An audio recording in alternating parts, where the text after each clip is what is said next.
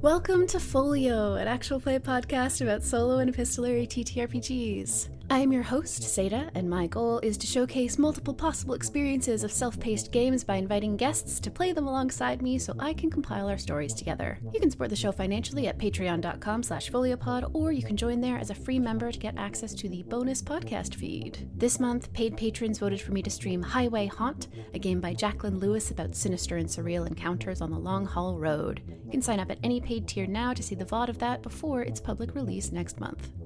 This is episode 1 of our Games of Immanence, a game on a colony ship 1,000 years in the future about exploring our individual and collective relationships with Earth, each other, ourselves, and the greater universe by Marcus Hose. The other 2 passengers blearily blinking the stasis out of their eyes with me are J.M. Edwards and garbageface, aka Gnostic Front, aka Karol Orzechowski. I'll tell you a little bit more about them at the break.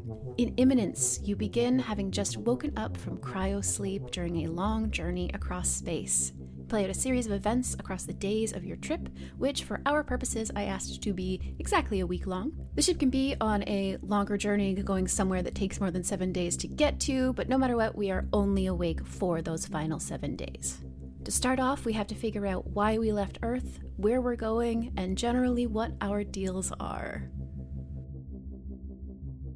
I guess I should introduce myself. My name is garbageface, aka the Gnostic Front. Hello, you are now hearing the voice of J.M. Edwards, who is a writer, librarian, podcast co-host, and also game player and sometimes game designer. And I'm playing the game Immanence for Satah's Folio podcast. Immanence. And today I am playing Immanence by Marcus Hose, which can be a multiplayer game or a solo game. I'm really excited that Satah asked me to do this. I have never, ever done something like this before. I do podcasts all the time, but I'm already so self-conscious because I never, ever do them alone. So I'm hoping that for all the listeners out there that you'll be gentle with me as I fuck around and then, I can't remember if I'm supposed to swear or not, as I frig around and find out. And I haven't played a ton of solo games either. And I also usually don't have to talk through my thought process when I play a solo game. With all of that said, let us get started. I might add a little arpeggio here, if that's acceptable. Immanence is a game for 1 to 5 players about the passengers of a colony ship that has left Earth in the year 3020 in pursuit of a new home. Each player controls a human passenger of said ship as they're awoken from stasis sleep. The game is primarily driven by the interactions and emotions exchanged between multiple players or the reflections of a single player. The purpose of Immanence is to explore individual and collective relationships with Earth, with each other, ourselves, and the greater universe. I have my paper, I have my pencil, I have my 20-sided dice, and I think I'm ready to go. I've been reading through all of the rules, and I haven't read the prompts because I want those to be a surprise. The rules up top are no violence of any sort. No violence. No lying. No lying. And feel free to break the rules if all players are comfortable doing so. Break rules as a team. Great. This game did come with a character sheet, which I foolishly did not print out, but I have a piece of paper. It's not a terribly complicated character sheet, but I can choose a name and pronouns for my character, and then the other details, I think we are mostly going to be rolling from tables here using our 20-sided die. I was just talking for the last, 15 minutes or so. I really had some good shit going. For some reason, I was not recording. These things happen, of course. Nothing too much to be sad about. I'm going to, rather than doing all the establishing again, what I am going to do is just tell you the establishing stuff that I did. So the very first thing that we decide, part 1, is departure. The game begins by rolling on the following table to decide the inciting incident that prompted humanity to leave Earth and picking a name for the colony ship. So I'm going to go ahead and roll on this table that will tell me why I'm leaving Earth. Roll to 14. 11 to 14 is new neighbors. A previously undiscovered sentient race has made contact with Earth from another planet, established friendly and generous relations, and invited humanity to participate in a massive cultural exchange. I rolled for destination, that I'm on a cultural exchange with a nearby planet. Oh, I got a 13, which is new neighbors. Yeah, that's interesting for sure, because that doesn't really speak actually to a mass migration, right? That just this could be that we're just sending folks off to meet some aliens. I will say, I listened to Satah's example of this game. Satah sent me just like an example of their setup and first day or two of play, and I know they got the same one, and so I'm a little tempted to re-roll. Do I want to re-roll that because I want a little bit more drama behind it? No, I'm going to see how that plays out. It's interesting because that's a very different type of anxiety than the others. Like, not all of the others, but for instance, complete climate catastrophe. This has like a very specific, different feeling to it of like why you're on this journey. But I'm also tempted to soldier on and see how differently we play the same prompt. Yeah, I really like new neighbors as a prompt. So I'm going to stick with new neighbors. We're going to go meet up with a bunch of other bunch aliens and whoever's out there in the galaxy. So this is not necessarily a scenario where we're being forced to leave Earth. This is a scenario where we are choosing, or at least compelled, to travel beyond our home to make new friends, which, feels very appealing to me, especially in this kind of game where it seems set up to be more utopian and less cynical. I call the planet Poseidon, and the inhabitants of the planet Poseidon, even though there are probably many different types of inhabitants and they go by many things, the name of those inhabitants are Aqueminize. One of the other podcasts I co-host is a holiday music podcast, and the only way that this and that podcast are related is I've been obsessed this year with a particular holiday song by a band called Christmas Aguilera, and it's Christmas on Mars, which it's a song about leaving Earth for Mars for climate reasons, but then arriving on Mars and making new friends and celebrating Christmas together. And I'm an absolute sucker for that kind of thing. I don't think I'm going to include Christmas in my story, but who knows? And I need to name the ship. All ships have the prefix Terran Colony Ship, TCS. So the examples they gave are TCS Marsha P. Johnson, TCS May Carol Jemison, who was the first Black woman in space. They gave a bunch more. TCS Dracula, TCS Cold Side of the Pillow. I do like that these examples give you an idea of the tone they're going for, which is more positive, because my first instinct for name the ship that's leaving Earth, name your colony ship, my first instinct is the TCS Wonder sponsored by Disney Plus. But that's a different game. So I do appreciate the tone setting that these examples are doing. Random word generator. The first one that came up was magnitude, which is great. Strap, liability, machinery, sphere. TCS magnitude feels great. And I love that it's stupid. Kinda. Like, big ship. We call magnitude.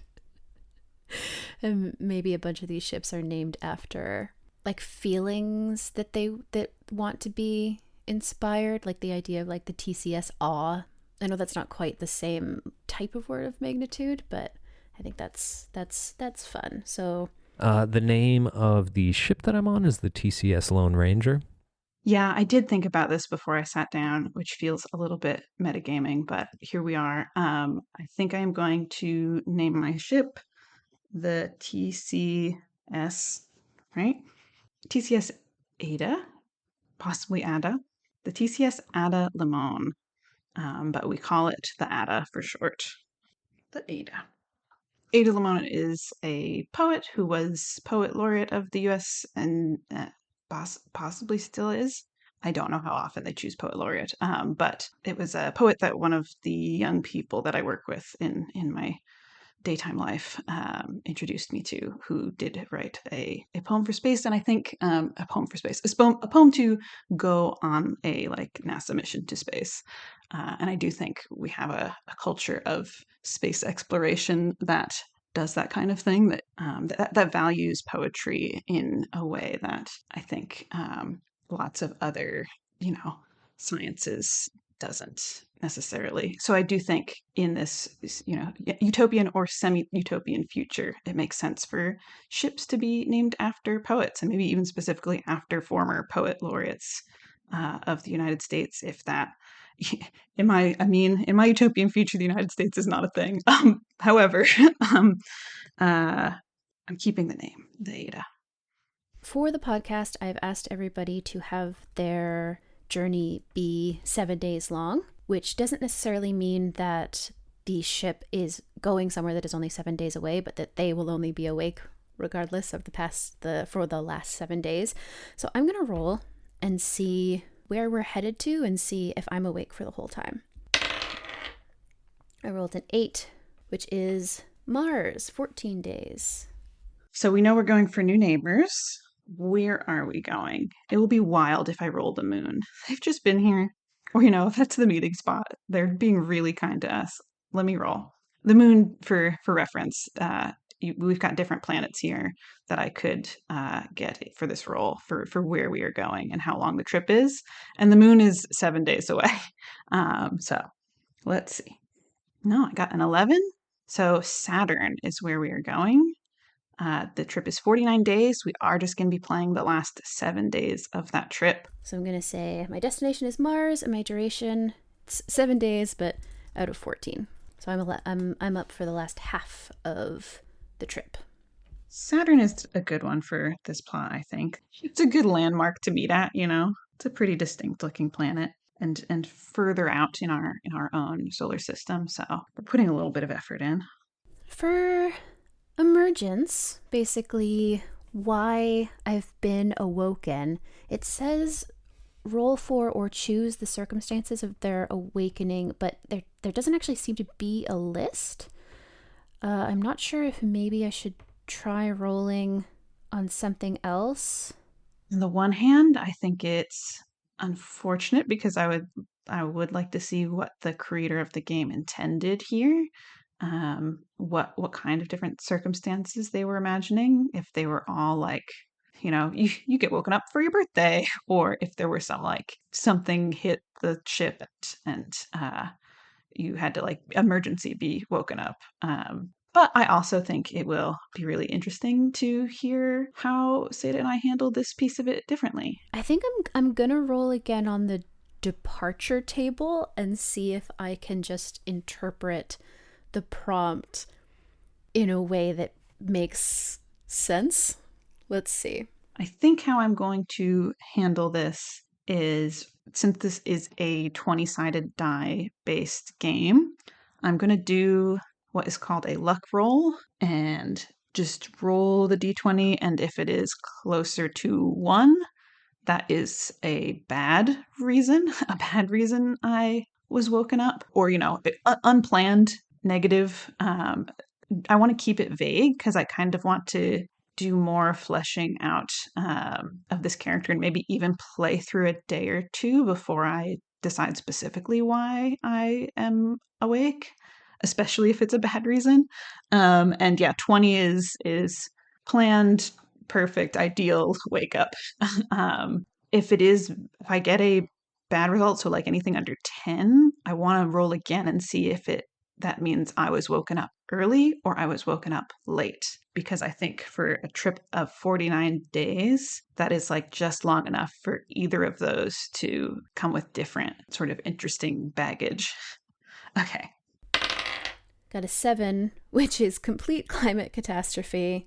And what if that means that I was woken up because there's been a systems failure of some kind, not in a way that endangers the life of everyone on the ship, but maybe it's like I've been in stasis, breathing like a very specific, everyone in stasis is like breathing a specific concoction of like whatever medicinal air, right, to keep them kind of alive despite their like kind of artificially comatose state. And maybe something got into the air.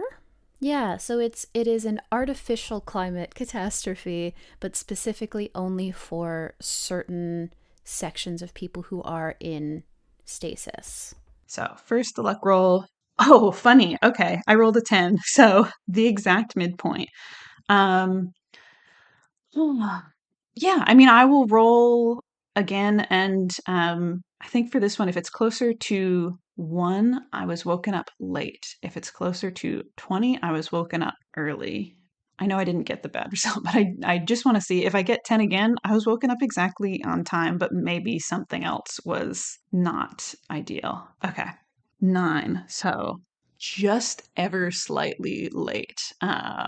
So I had a real middle of the road emergence. Neither ideal nor like extremely unplanned. So I think the fact that I was just slightly late is maybe part of what was bad about it. I just missed like a couple of days that I was supposed to be awake, and maybe I missed something that I had been looking forward to on those days. Yeah, I don't want to get too specific. Maybe I came up with seasickness, space sickness. Not even totally sure why I would be in stasis for a 2-week trip, but maybe it's probably been longer, but maybe people are largely only awake for those 2 weeks. I'm not sure how long it would take to get to Mars. It's longer than 14 days, right? But is that true in the year 3020? I don't know.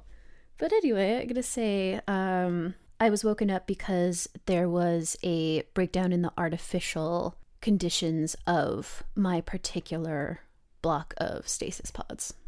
Okay, next I am rolling my bunk number. By rolling a 20-sided die until I've got 5 digits. So 2, 9, 19, 20. That's a 20. That's a 6. That's a 4. And that's a 15, but all I need is one more digit, so we'll just take that one. And my bunk number is 18107. So my bunk number is 291920. So bunk number 20641. The Wi-Fi password is password. Which is a silly, fun detail. And I'd say not very secure, but I guess since we're going to meet new aliens, we all want to be able to remember and offer them the Wi-Fi password, assuming they know what that is. For character creation, definitely not the focus of this game, which makes sense. Just like it kind of seems like it wants to throw you right into the sort of interpersonal stuff. So it just basically it says like your character can be and look like whatever. Personal traits and appearance. Your character can look and act in any way you desire. The entirety of human behavior and morphology are fair game. Bear in mind, the game doesn't have built-in rules for confrontation, physical altercation, or deception. I do appreciate that that the game is explicitly like, don't bother min-maxing because you're not going to be. There's no stats. Don't try to build Dwayne The Rock Johnson. It doesn't matter. I do tend to like more structure for character creation. Even just a few questions here would be great. And there is a spot on the character sheet for name, pronouns, birthplace, and a picture of the passenger ID photo. I think that I am okay going in with a pretty loose idea of what I'm up to. Hopefully kind of the first day I'll get prompts that somehow shape more of a person. Like maybe there will be requests made of me or something that makes my purpose, as it were, a little bit more obvious, but I do want to come up with a name. My name is Terrence Halbersham. It's a rather old sounding name, especially for the year 3020. But that's the name that came to my mind. I think my character was born in Providence. That is a city that is close to my heart, Providence, Rhode Island. If I'm writing, it is probably about Providence. There's also a lot of universities there. And I want to say maybe my character is an academic of some kind, since this is like a cultural exchange trip. Do I want them to be on the academic or cultural side, or do I? Well, yeah, I don't know that I would have been in stasis if I was part of the like technical crew of the ship, if I had a more practical role. What is my name? My pronouns. I mean, I'm gonna make a they. I'm gonna put a they in space. That's what I do. I am a quartz. Because this is a cultural exchange, I assumed that probably the biggest slash most important aspect of it was the culture part. So I decided that I was a quartz painter. Now, what is a quartz painter? Well, let me tell you. Terrence Halbersham developed a, I guess, proprietary, although it's never been copywritten or anything like that, developed a new kind of painting called quartz painting. And usually the way paint pigments, or at least back in the day, the way paint pigments were made was by taking a medium such as linseed oil and suspending pigments, usually in the form of a powder, in that medium, and then mixing that and using it to paint. The way that my painting method differed, and I believe the reason that I've been asked to be on this cultural exchange is because what I would do is take pulverized quartz that's been ground into a really, really fine powder, mix that with liquid, a proprietary form of water, a particular liquid form of water, and that would create the medium in which you could suspend pigments in. Now, you might be saying to yourself, who cares? Well, the reason that this was remarkable is that, one, it had never been done before, and two, it resulted in a kind of shimmering, very real, very alive look in the paintings that I've done. I've often created both portraits and landscapes that represent the people and places that I love, and these paintings are they glow with a certain je ne sais quoi, thanks to the use of my very special and heretofore unknown quartz paint. Is this too wild? Okay. The thing that's coming to my brain for what my character, the sort of field that my character is in as part of this cultural exchange, is that they're a puppeteer, which is slightly less wild because there are some like large puppeteering troops and traditions in New England. Like specifically the Big Nazo troupe in Providence is who I'm thinking of, and I've definitely met. I used to work in Providence and in the neighborhood where Risdy and Brown are, and had students who were like interning with Big Nazo come in to the library where I was working and looking for books to inspire them, and it was it stuck with me because it was a really fun ask. It's really fun, just like get me a book with weird stuff that I can build a puppet about. So would we put Big Nazo in space? I mean, in an ideal world, yes. That implies to me that this is maybe not a fairly big crew, but maybe a fairly diverse. They are, like the prompt I think said, a massive cultural exchange. So I think they have chosen people from lots of different fields with different skills because they don't really know what is and isn't going to translate. We've got poets, we've got writers, we've got visual artists and dancers and singers and songwriters, but like if our new connections, if these folks that we're meeting up with, their brains just don't process music the same way that our brains do. If it turns out music is something unique to our planet, then I mean, A, that's cool, but B, they I think want to explore lots of different possibilities to connect culturally. If music is not clicking, maybe puppets. Maybe puppets. This is happening today. They're a puppeteer. And I think maybe even specifically they make puppets. And there maybe is one or two other people from their troupe with them. Maybe just one. I think maybe they sent one designer and one performer, and this character is a designer. And so is coming to like support the performer, like to has some experience with the performing part of it, but in their day-to-day job on Earth they are mostly doing the design aspects and working with materials and creating new puppets, or repairing puppets. And they may have a hope of if it turns out puppets really click with the new extraterrestrials that we're meeting, making them a puppet would be the dream. For me, in role-playing games, it's not difficult to be a different kind of person, but the thing that's difficult for me to imagine is being in a different body. I'm not sure what that is. I'm sure there's a psychological something to it. But I find it really hard to imagine what it would be like to live, let's say, as a very tall person. But I'm going to try it anyway. Terrence Halbersham is very tall, and that is especially remarkable in this context because for spaceships, space agencies actually usually pick people who are quite short, and who, essentially don't take up a lot of space. Every inch and every centimeter counts when you're talking about space storage. So the fact that I'm on here is pretty remarkable.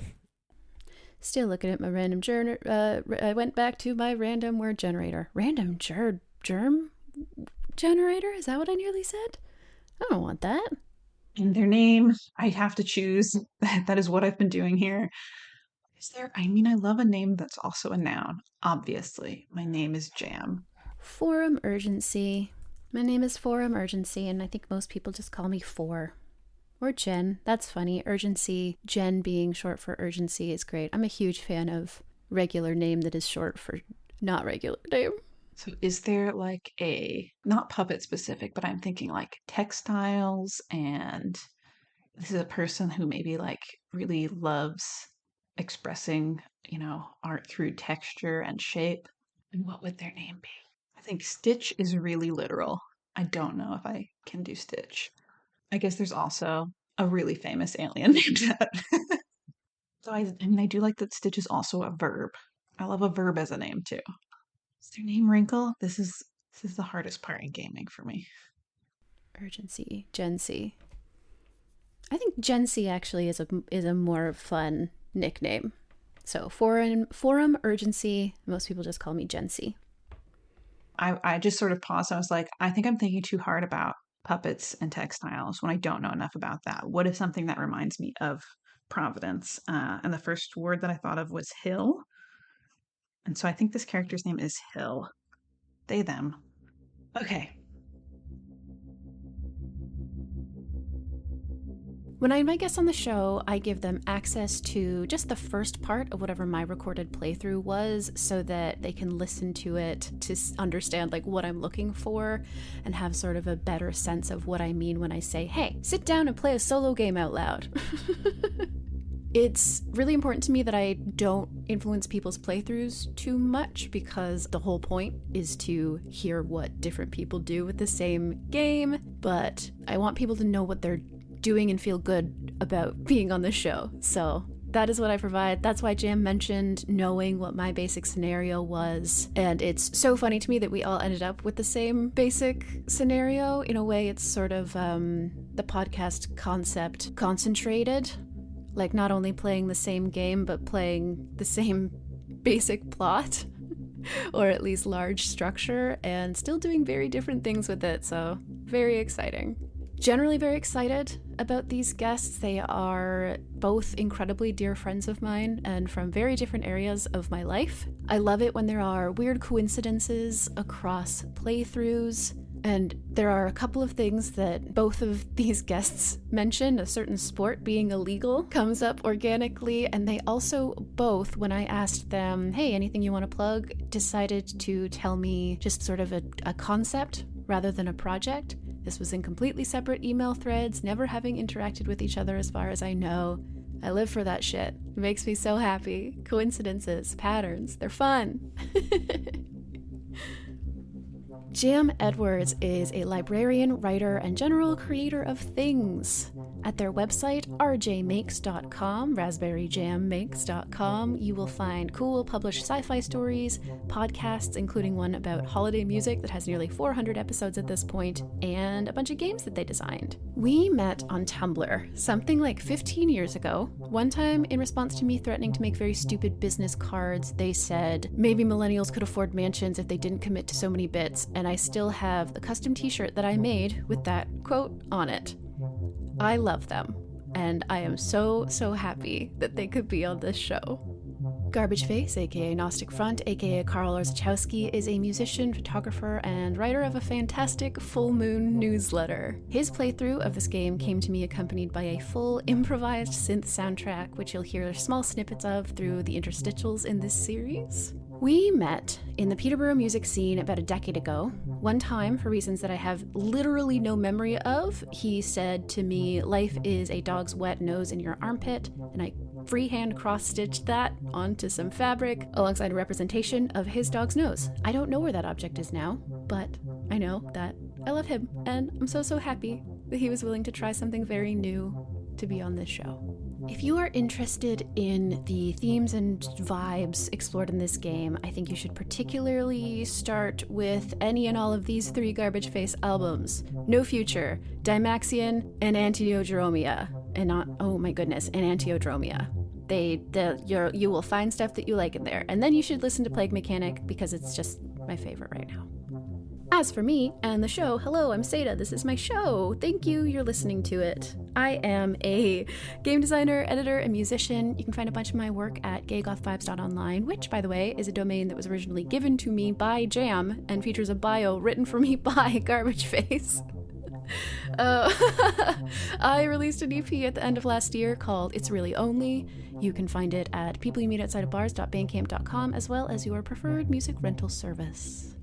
Now, let's get into the main loop of the game. Day in the life, a series of days in the life. Each day in Immanence is divided into 4 chunks of time: morning, afternoon, evening, and the dead of night. For every chunk of time, you roll a random event and react to it. Let's see how our passengers' first days awake go. So day 1 begins. Have some kind of rude awakening early in the morning. The first action that I rolled, I'm waking up on the morning. I am awake and was maybe supposed to be awake a day or 2 before this, but let's find out what's going to happen on our first day here. Each day has 4 6-hour segments that you roll for, like a little event that happened at some point during. To just figure out what happens day to day, starting with the day the passengers emerge, all players will roll for the day's events 4 times a day. First day, let's start with our morning roll. This is the core of the game. I'm reading now. Rolling or choosing the day's events and acting them out, discussing them, or just ruminating on them since we're playing solo. So my first morning prompt was, I rolled a 1, and the prompt is a group of passengers is heading to the gymnasium block, and they say they're short 1 player for a team game. What are they playing, and do you join them? Is it fun? It's going to feel weird saying this all again, but that's okay. what I described was that the players in the game are playing a game of Galactic Pickleball. Galactic Pickleball is, by 3020, Galactic Pickleball is the only sport. It's the only sport. The reason it's the only sport is because most other sports have fallen out of favor for various reasons. For example, football was essentially canceled culturally because of just further traumatic head injuries that just never stopped. You can still watch football, but the leagues that exist are all renegade and extra legal. Hockey did exist until preparing ice on planet Earth became untenable. Baseball has never been a good sport, and therefore just went away naturally. And soccer, even though it was watched by billions of people, that was before World War V, and ever since World War V, no one has been able to look at a soccer ball ever again. So people play Galactic Pickleball. And what is Galactic Pickleball? You may be asking yourself, how is it different? Well, the answer to you, dear listener, is that it's not different. It's the same. Pretty much everything has the word galactic in front of it now, because we're in 2030. So that's why it's called Galactic Pickleball. I will note, however, though, that one of the ways that this particular game is different in the pickleball arena is that this gymnasium block actually has gravity enabled. And so the ball more or less moves in the way that it would move on Earth. While there are some versions of Galactic Pickleball where people just allow the ball to sort of go in a straight line from where it is hit, in this game the ball goes up and down, just like a regular ball with a regular gravity. That's what the other passengers are playing. I noticed that my friend and I'm using a name generator here. Well, this person's a doctor. Their name is Dr. Juno Zorander. Juno. I noticed my friend Juno in that group, and it's Juno's one of those people who can really they really don't take no for an answer. They really can convince anyone to do almost anything, and the way that they do this is through the classic sort of mechanism of guilt, of the kind of like, come on, what are you doing right now, come on. But in spite of Juno's entreatises, I don't join. And the reason for not joining is because I'm just waking up from stasis, man, and I have not stretched. It's been a very long time being in stasis. I am extremely stiff, and if I don't do my stretches in the morning, I am just no good. So that being said, I'm feeling a little social. I've been holed up in stasis for a while, and I actually joined them at the gymnasium block, and I watch them play Galactic Pickleball as I do my stretches. Juno is playing with our friend Dr. Tudor, Dr. Jago Tudor, and our other friend Dr. Zhao. I'm gonna write down some names here. So everyone's doctors apparently, because we're on a ship that is I don't know, you got to be like a science-y type. They're all playing Galactic Pickleball. They're playing they wanted to play doubles, but now they're playing a third 2-on-1, which is, it's totally fine. They're not bummed, and they actually don't even, after they bug me a few times to join them, they stop, and I just watch them and do my stretches. And one of the things that's remarkable to me about watching them is, gosh, Galactic Pickleball is a really fun game. If you like being annoying, and you like being a stickler for the rules, and you like to occasionally yell and make your feelings known in a boisterous manner, Galactic Pickleball really is the sport for you. It's also remarkably uncontroversial, despite all of the controversies that we endured in the early 21st century. 21st century? Yeah, 21st century. Tune in to Folio this week and listen to Garbageface try to figure out what century we are in. Despite all the controversies about pickleball in the 21st century, this game is just beloved by everybody now, and they are just having a great time. They're shaking off their stasis and feeling good. I don't join them though, and you know what? I feel totally fine about that. Because of the sort of artificial climate breakdown, whatever it was, it's not quite as gentle of a wake up as you'd usually want. They had to kind of go quickly just to make sure that everything was okay. And I probably was like hustled right along to the med bay just to be checked over. And I imagine that unless directly contradicted, I'm going to be kind of coming out of the med bay back to my room here. I rolled an 11. There's a number of former professional kitchen staff among the passengers, and they're taking orders for breakfast. Order anything you'd like, including nothing. This is my first meal. After however long, 7 days it seems like, of subsisting off of, I assume that people in stasis are like intubated in some way. This is my first meal. And I think, yeah, I was gonna lean, because of that, I was gonna say something super hearty, but I think actually I was warned, we had to wake you up really quickly. You're gonna want something a little bit light. And so I asked just for like some toast and stare wistfully at everybody eating like beautiful eggs Benedict and all that kind of thing. Oh God, it's been a while since there was a place in Peterborough where I used to live that made this incredible vegan eggs Benedict that I haven't had since before the pandemic.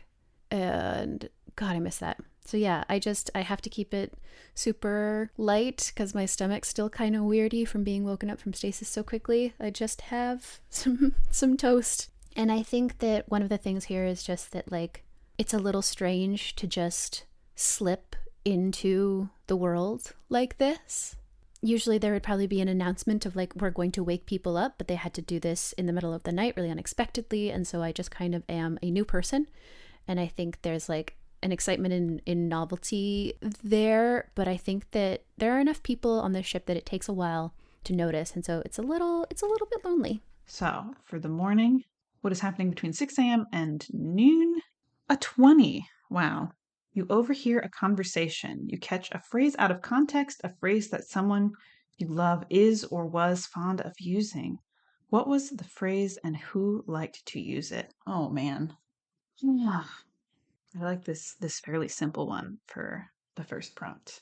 I overhear the conversation. This is the first day I've emerged, so I think I'm feeling pretty groggy. Oh man. Oh no. Okay, yeah.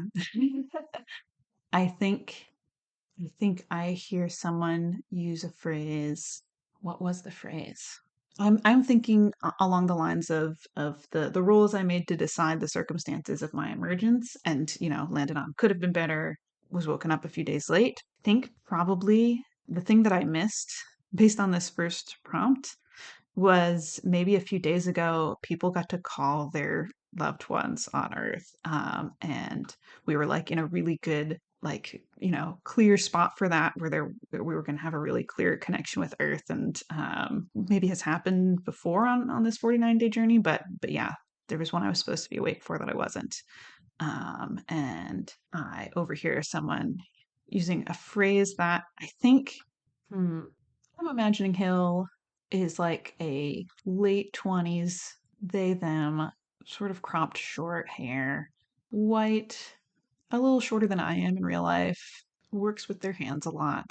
And I think the person is an aunt or an uncle that they spent a lot of time with growing up, and that like nurtured their artistic interests and, saw something in that. And the phrase feels less, the like specific phrase in this case feels less important, but it is maybe some kind of encouragement that I overheard using quite casually in a very low stakes situation.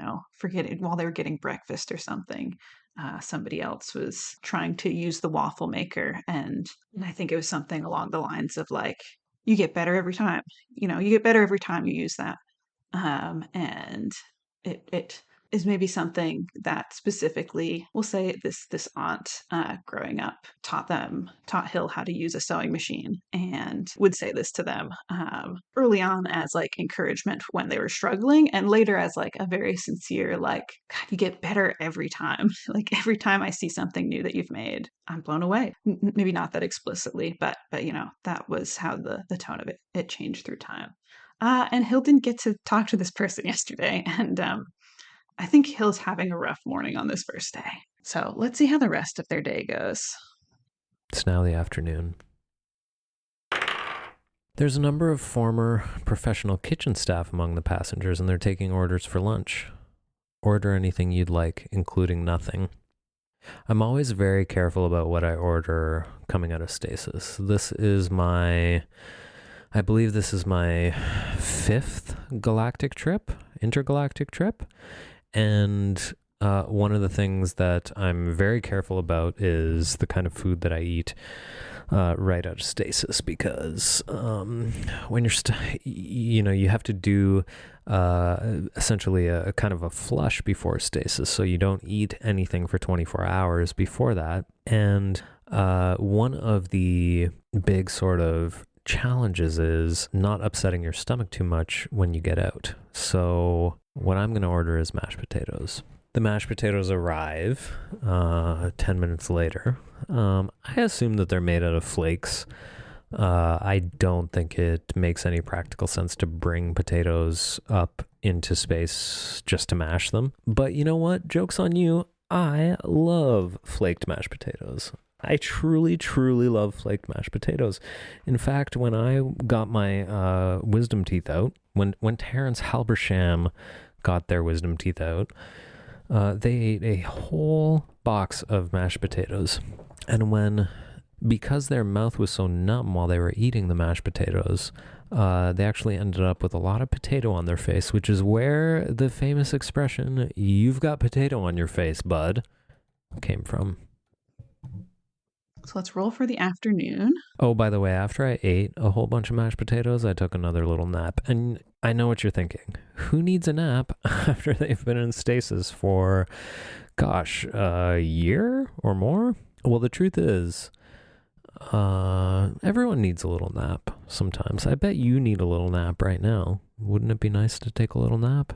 I think it'd be pretty nice to take a little nap. That's a 9. The Amateur Aerialists Club is heading to the gymnasium block for a quick turn on the anti-gravity courts. They're one member short, and they invite you to join them. Will you? How long do you stay? I mean, of course we have aerialists.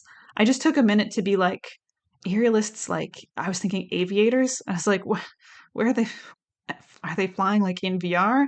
No, this is gymnasts, of course. This is like, I'm assuming similar to like acrobats or people who do gymnastics at high heights. And of course we brought them. We brought so many different kinds of artists with us. Yeah.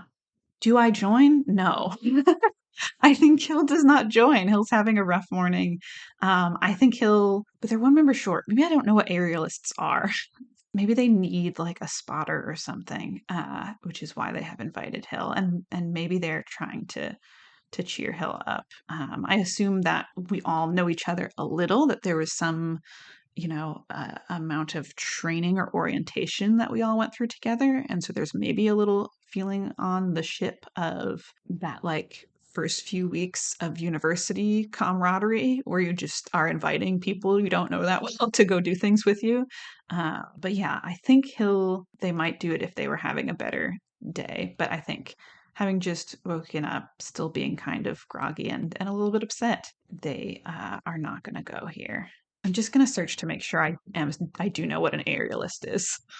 Yeah, it's an acrobat. Okay.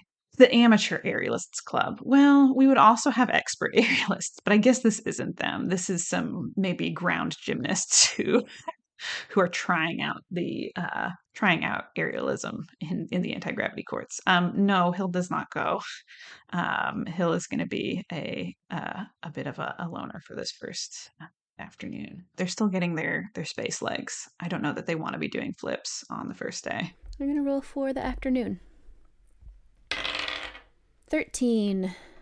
Another passenger has lost their way to their stasis suite and could use a hand getting back. You know where the suite they're looking for is. Do you help them? I can't see a reason why not. I guess I could want to avoid the suites because I had sort of a bummer experience last night, but I'm also curious about why I know where it is. I guess the thing that makes the most sense is maybe this is somebody else who was in my block who was woken up from the emergency, and I think there's sort of a range of symptoms of whatever weird thing was happening in our air supply, and this person is clearly much more sort of discombobulated than I am. And yeah, of course I bring them back and explain that as far as I know, because the stasis suites are also just like our bunks and that kind of thing. So I'll just basically say like, there's no reason to think that they're unsafe to be in, that it was exclusively something that would be dangerous when you are in that stasis state. And that was probably explained to me by the doctors. I'm just parroting that. And yeah, that's it. I get them back, and now I'm gonna roll for my evening. It's the evening. Okay, evening roll. 5. Several bioluminescent plants and fungi are in bloom in the garden, making a perfect low-light walking path for a promenade. Do you visit? Do any of the glowing flora catch your eye? Do you visit? Do any of the glowing flora catch your eye? Yeah, I do visit. Absolutely. This is, I think, much more Hill's scene, especially if they, have kind of a low mood on this first day. I should be clear. I don't think Hill was woken up late for any like particular reason. I don't think anything like went wrong. I think essentially like the sort of equivalent of there was a network outage or something, and the schedule got off for a day. Somebody didn't set the clock backs for Jupiter or whatever. Or it might have even been a mistake that happened before they went into stasis, where just like the date that they wanted to be woken up got written down wrong. Because I do think for a trip like this, people got to choose like within reason how long they wanted to be in stasis and how long they wanted to be like awake and engaging with other people. And I think a little over a week feels right for this character. Like they didn't want to be awake the whole time, but they did want an adjustment period before they arrived. And this evening prompt, the bioluminescent plants and fungi in the garden, is definitely more of a like quiet and reflective space that they would want to go and see. And I think they're just walking through, and I don't know if anything particular catches their eye. I think they're just looking at everything. And in particular, they're like walking, but also like stopping and kneeling down and like looking very close at some of the fungus. And if they think it looks hardy enough and no one is looking, we'll reach out and touch some of them, which maybe is not strictly allowed, but is for them like an important part of how they understand things, is touching them. And I think this is great for them because I think they had a hard day and have just been kind of moping, and being in this space, this like reflective space with all of this weird glowing life that is so beautiful and also like strange and different from what human life looks like. I'm like specifically thinking of the funguses. Yeah, I think the fungus is what they're drawn towards, the fungi, because it if they're a puppeteer who makes the sort of strange alien-esque puppets like Big Nazo does in real life. I don't think they're in Big Nazo specifically, but I think they do make that kind of like large, strange puppet. They're not a Sesame Street puppeteer. They are a weird, surreal, experimental puppeteer. And I think they're feeling really inspired by the fungus, and it's a nice chance for them to like breathe a little bit and also remember why they were excited to be here, and feeling excited to meet someone so different from themselves, and yeah, are feeling more open now to like learning and trying new things, and are excited to both do their part of that, to do their puppets, and also to see what other people are doing. They are looking around and reminded that like everything here is so different, and that's good. I visit the garden after several rather ill-fated sort of intergalactic missions where the space agencies, the United Space Agencies of Earth, sent people up without gardens. What they realized was that you need contact with living things to survive, and not just other people. You need contact with other living things to survive. You need in the 21st century. In the 21st century, one of the insults that people would hurl at each other was that, when someone was acting too online, for example, you could say to them, you need to go outside and touch grass. Even though it sounds kind of silly, Terrence Halbersham's been told to touch grass many times. And anytime that they're asked to touch grass, they do it. And so that's what I'm doing. One of the species of grass in the garden is actually bioluminescent. And when you touch this grass, it unfurls in a beautiful kind of... It's not unlike a fiddlehead in that it kind of, the tip of the grass unfurls into a really gorgeous kind of tendril. The tendril glows green and red, green and red, green, orange, red. I try and make sure to touch grass at least once a day. After I do that, I head back to my cabin. 13. There's a non-denominational holiday mixer being held in the many recreation rooms of the library block. You don't know anyone there. Do you attend? Do you stay? Do you mix and or mingle? Ooh. I think I try. I mean, I don't know anyone there. That's true. I don't really know anyone, which makes me think I don't have any friends or family on this, but I think that they are all still asleep, and like they will be kept asleep for until like I was supposed to be woken up, which is like at the end of the trip. But so I attend thinking I'll try and meet people after like being kind of sad at breakfast. But I think I'm just tired. Like it's just kind of exhausting. And for whatever reason, nobody is kind of making the connection and taking the opportunity to talk with me. They're all like going into their sort of traditions, and I'm just feeling a little bit like lost and like I don't really know how to break that seal. And so I leave. I'm there for like 10 minutes and then just head back to my bunk. So the last roll of the day is Dead of Night. I got a 10.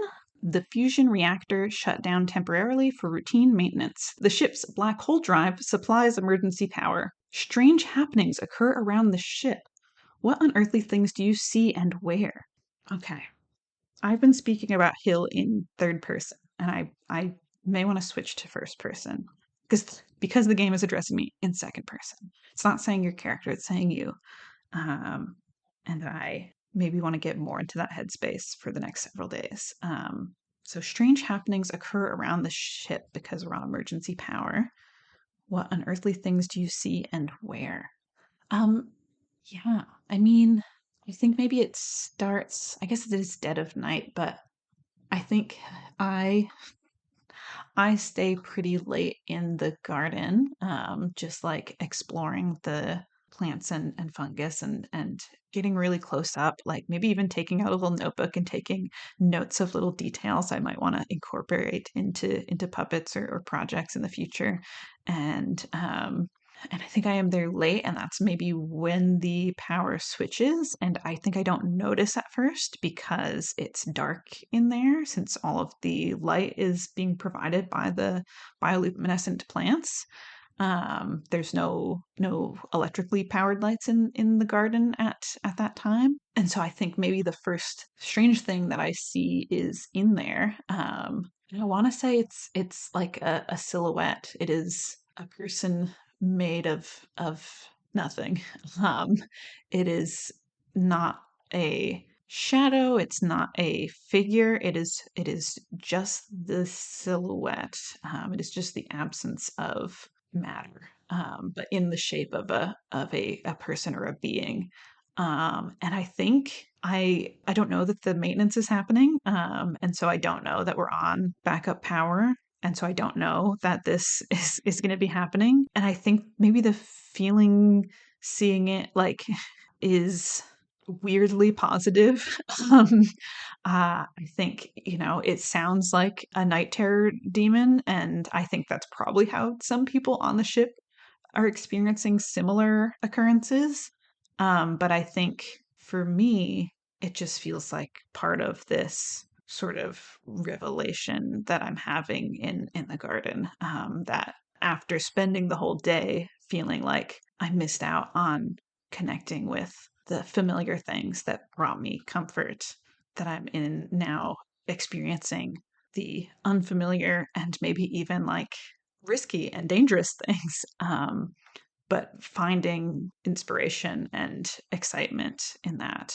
And so I think there is a moment where I see that silhouette and just feel my heart swell because my brain interprets it as, oh, they're here. They got here early. And then I think it flickers away, and it's more like, oh, maybe this is a side effect of waking up. Maybe I touched the wrong mushroom too many times.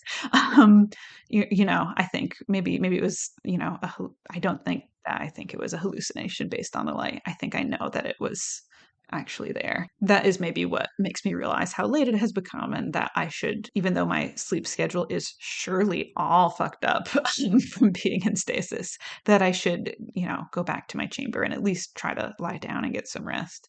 And I think on the way back there, I may also see some similar things in the halls, and not all of them are in the shape of people, but it is that same kind of like just silhouette, just that weird absence. I don't think I see another person-shaped silhouette, but I think I see maybe some of the plants that I just saw, but like replicated in the hallway, and other things from around the ship, the waffle maker, or the ice cream machine, or just like a window or a chair, or it's shapes from within the ship being projected to different places. And I think that's when I maybe put the pieces together that this is we would have been prepped on this kind of thing before takeoff, so that we didn't panic when it happened. But I realized that there is an explanation for what I saw, but I'm still going to bed with that feeling of that it was still meaningful for it to have happened the way that it did, and feeling both excited and comforted in a way. It is now the dead of night. All of the isolation suites are empty. Feel free to use one. I don't actually think I want to use an isolation suite. As much as I'm quite amenable to sensory isolation, but I don't feel peopled out yet. So I'm not going to use the isolation booth. So instead, I'm going to go back to my bunk, and I'm going to go to sleep. Roll for the dead of night event. A 6. This is from midnight to 6 a.m. So yeah, very, very much in the middle of the night. Great. And a 6 is: your favorite major metropolitan center is being rendered in the Pan-Civic simulator, but no one is present. Will you go explore the empty simulated city? Will you be alone?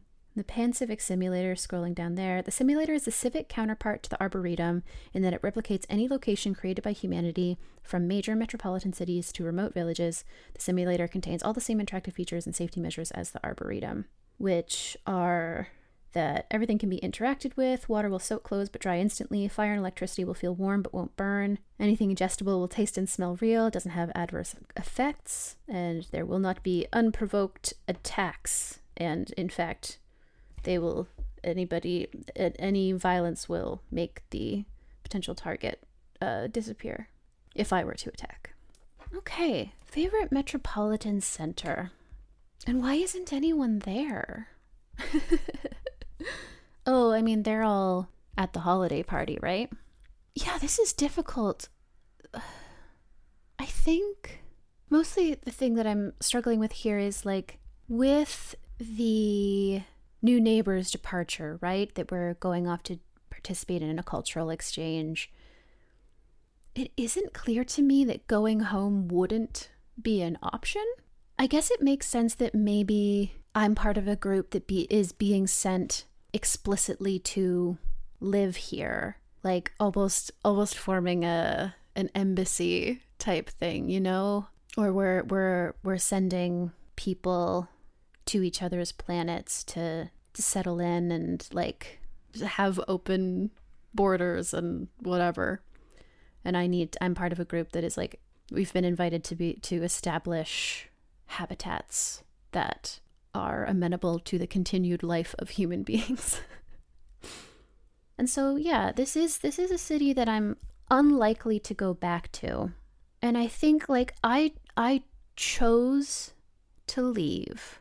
That makes sense to me just with the setup of what we've got going on. And so I think I go and wander around, and I think that it's going to provoke nostalgia in me, but instead I just kind of turn corners and realize like, oh, I'm already a ghost here. Like this already isn't my home anymore. And so I explore a little bit, probably wander to stand outside of my apartment building and stare up at it. And I'm unsure whether like if I went in, what would it look like? Would it be my apartment, or when was this created? Would it be the people? Would it look like the place before I moved in? Would it look like the place after I moved out?